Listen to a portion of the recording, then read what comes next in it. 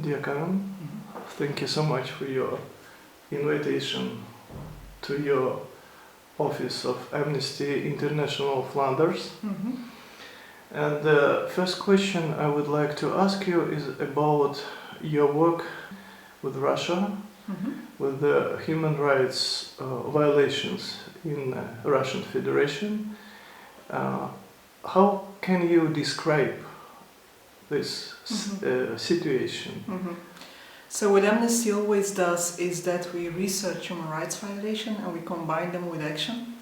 And so looking at Russia, I think the topics we've been working on and we've been very concerned about the last few years is freedom of expression, is freedom of assembly, and is the crackdown on NGOs.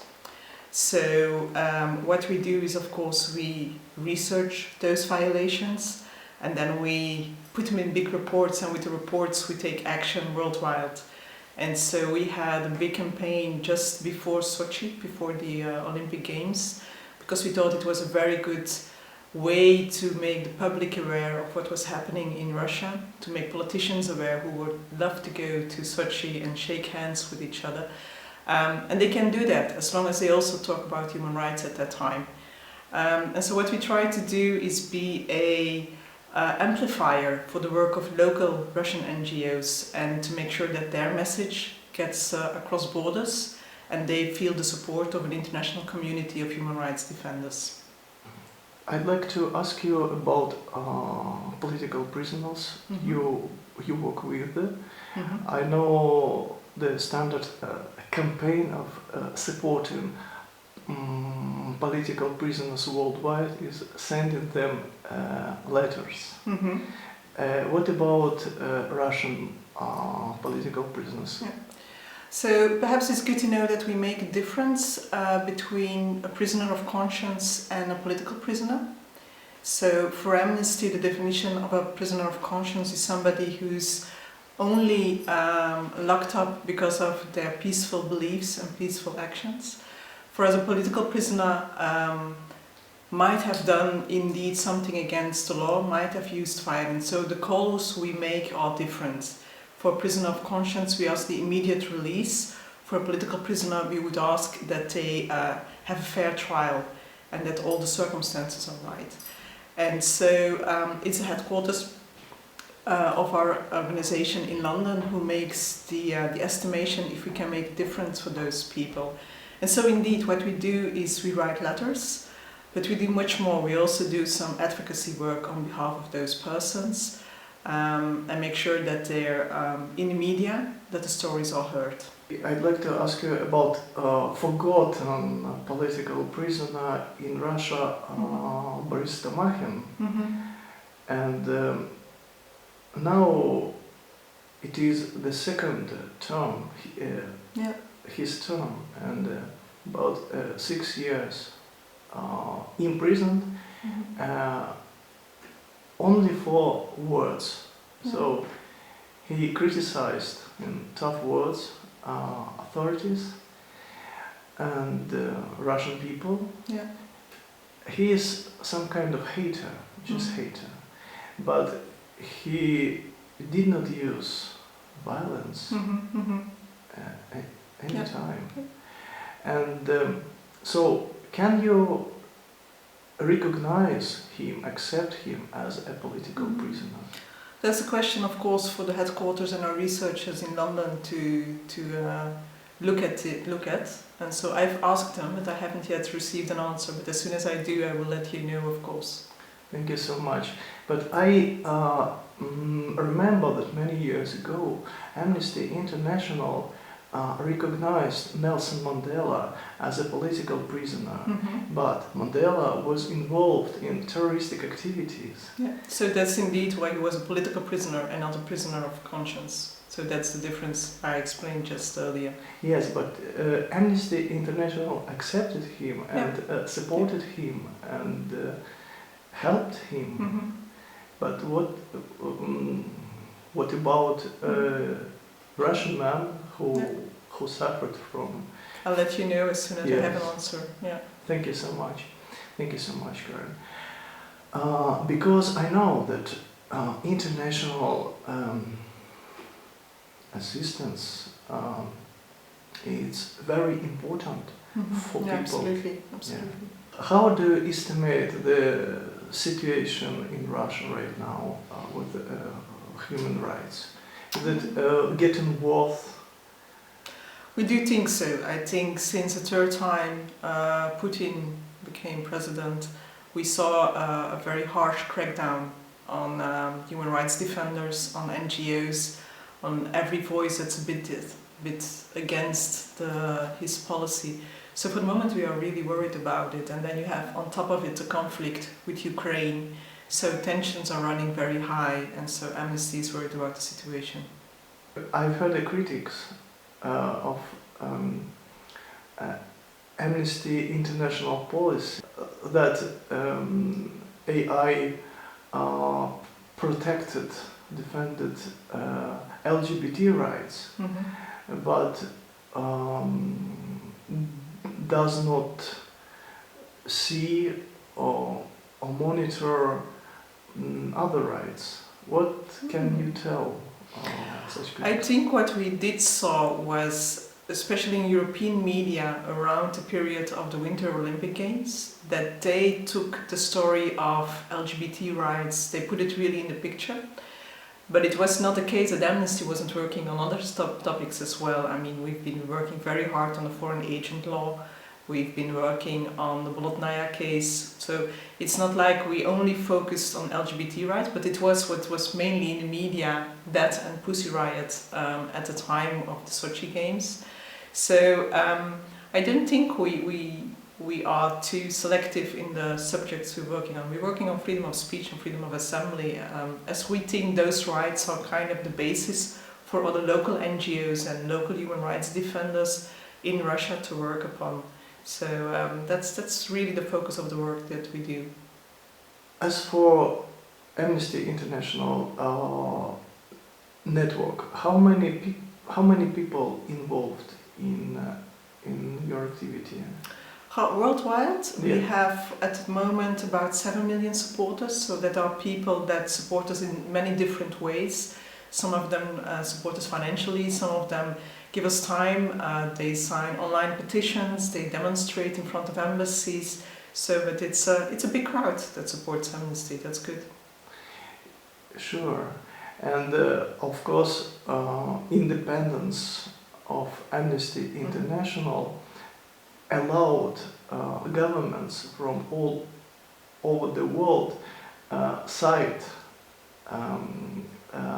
Amnesty International reports to tell other governments that they violate human rights and Yes, of course. I mean, we are an independent organization. We don't point fingers at specific regimes or specific religions. What we do is we point out whenever there happen human rights violations. We don't care which government is behind it. And so it does happen indeed that our reports are used by other governments to point at each other, which sometimes is quite funny. I know when I was in Moscow in January 2014, that there was a big report of the Russian government using Amnesty reports to point at European governments what they did wrong. And it's true. I mean, European governments aren't flawless. So the material is there. It's there for everybody to use, as long as they also look at their own mistakes and their own challenges to make human rights better. Would you tell me some words about people from Russia who were supported by Amnesty International Flanders? I think we worked on the Bolotnaya case, of course. We did work on Pussy Riot as well, and we've met some of those people when I was with some colleagues in Moscow. And they're always very happy with the international support that Amnesty gives and the international solidarity for them. So that's what it's about. I was an Amnesty International director in Petrozavodsk for several years, but I must tell that ideas of human rights not so popular in Russia. Why? What is your opinion? That's a difficult question because for us, of course, human rights are universal, and we do feel that people are entitled to those rights wherever they live in whatever circumstances. So I guess the political environment in Russia for the moment makes it very difficult for people to express their beliefs very freely. So I guess that has a big part to do with it. Yeah. Yes, I mean, what Amnesty does, of course, is look at the human rights situation, and we want to have the violations put in the center of the attention of everybody and make sure that those don't happen. The political circumstances we leave to other organizations to analyze. I mean, that's not what Amnesty does. We take care of the human rights issues. I think globally we have two big campaigns running for the moment, and that's one against torture. Because we saw last year was the 30th anniversary of the anti-torture declaration, and we see that many governments are still using torture in their prisons, in their police cells. And the other campaign globally is My Body, My Rights. It's about sexual and reproductive rights. And then in Europe we have a specific attention to the migration and refugee issues. So we have a campaign called SOS Europe. And then for Russia, we are still looking at freedom of speech, freedom of assembly, so those topics stay on top of our agenda for Russia. And how do you estimate the results of such campaigns? I asked that question to one of my Russian colleagues, because we do have an office in Moscow. I think there are 5 people working there for the moment. And she answered me telling, like, sometimes it's just preventing it from getting worse, and so it's difficult to see real progress in the current situation. But we try to make sure that laws don't get worse than they already are. For instance, on NGOs. But it's a difficult country to work upon for the moment. Absolutely, yeah. But we know, and we've seen in the past, that you sometimes have to be very impatient for a very long time. That's how we make results. I mean, if you look at the battle against the death penalty, Amnesty is also very known for.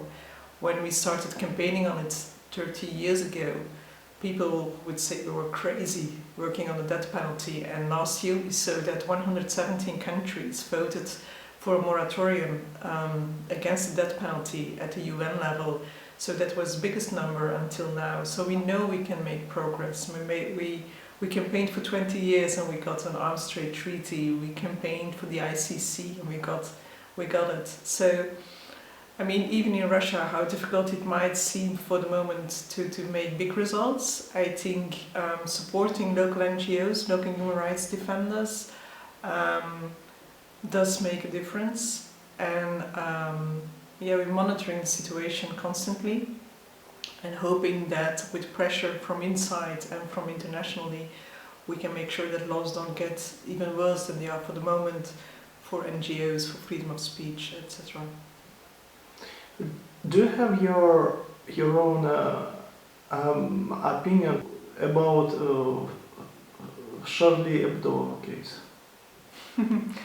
Well, it was, of course, it shook up European countries a lot. It made the debate on freedom of speech very relevant. So I think that's within such awful circumstances and with such awful events, it's a good thing that people are talking about human rights and about freedom of speech.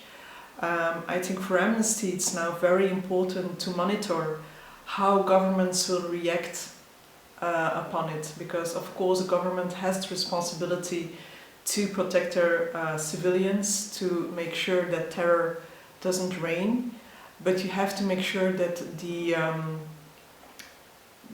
tactics you use against terror are respecting human rights in themselves as well. We have to make sure that we don't do the same mistakes as we did after 9/11. I mean, we still have people locked up in Guantanamo Bay who shouldn't be there. So we have to be really careful about how we respond to terror and make sure we do it in the right way. Well, freedom of speech isn't an absolute right. I mean, if you compare it, for instance, with the torture, I mean, torture is forbidden in any circumstances. The international law does give some circumstances. You could look at freedom of speech and kind of make boundaries around it if it goes to hate speech, for example.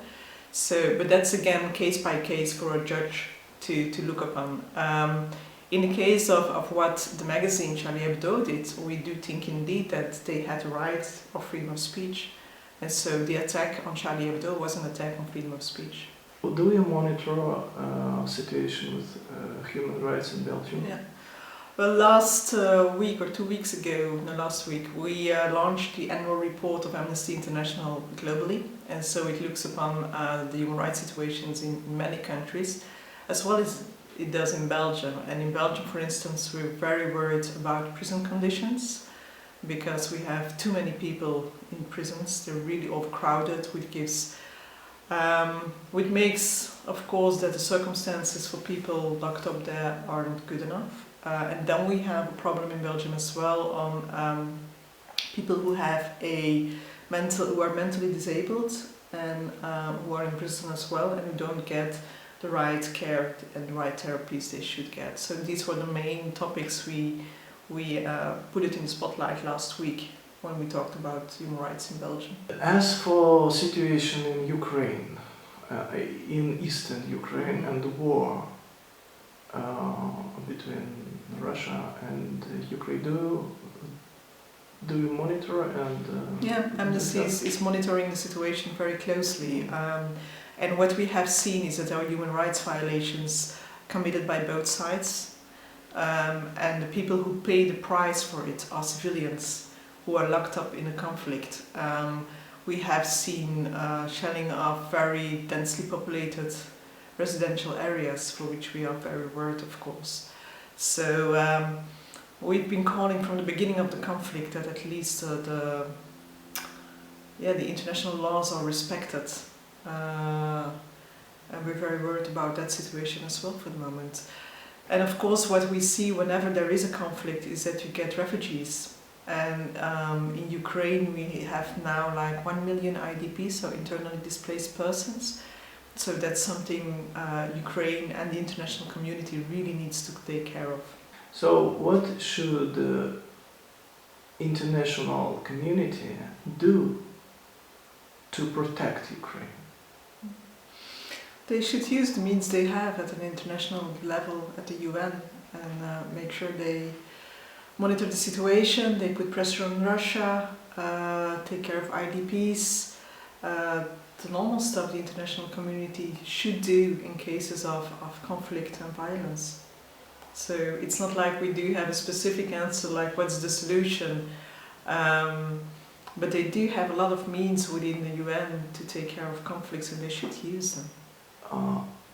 Must they send weapons to Ukraine or soldiers? Amnesty doesn't have a point of view of that. That's not us to tell them what to do. I mean, if they should do that, if they would send weapons, they should make sure that again international human rights law is respected and the weapons aren't used for human rights violations. So that's our policy point on that one. You can send weapons to a conflict sometimes. Sometimes it's better not to send weapons, then you have an embargo. But if you send weapons, really make sure that they're not used for human rights violations in themselves again. Is it acceptable for Amnesty International to use weapons by states for protect? Yes, we are not a peace organization. So what we do see, what we think is that sometimes the government, the government always has a responsibility to protect their civilians, and sometimes the best way to do that is by using arms. But if you do so, you have to do it within the rules that are in the international law. And so that's why we have been campaigning for the Arms Trade Treaty for such a long time. It is not a treaty that forbids weapons. It's a treaty that says to control the arms trade, as it says control. So it means that you have to make sure that you don't export weapons to countries, to regimes that will use them for human rights violations. And you have to do that check time and time again. So you can use weapons, but you can't use them. You can use them to protect, you can't use them for human rights violations. That's our policy. I know that a lot of intelligent people and famous people, like writers, poets, are involved in Amnesty International work in Antwerpen. I met with Jörg van Doven, and she was a volunteer of Amnesty International. You have so brilliant people in your organization, and so with high level of consciousness, and they care about human rights. So you can be proud. Yeah, no, it is. I mean, we're very proud of all our activists. I mean, if they're famous or not, but famous people do help to get the message easier across, of course. You get easier access to the media and to other important channels. But it's nice to work for Amnesty, an organization that can count on so many supporters, and that's what makes us a strong organization, which can hopefully make a difference for human rights for many people worldwide. Thank you so much, It's a pleasure.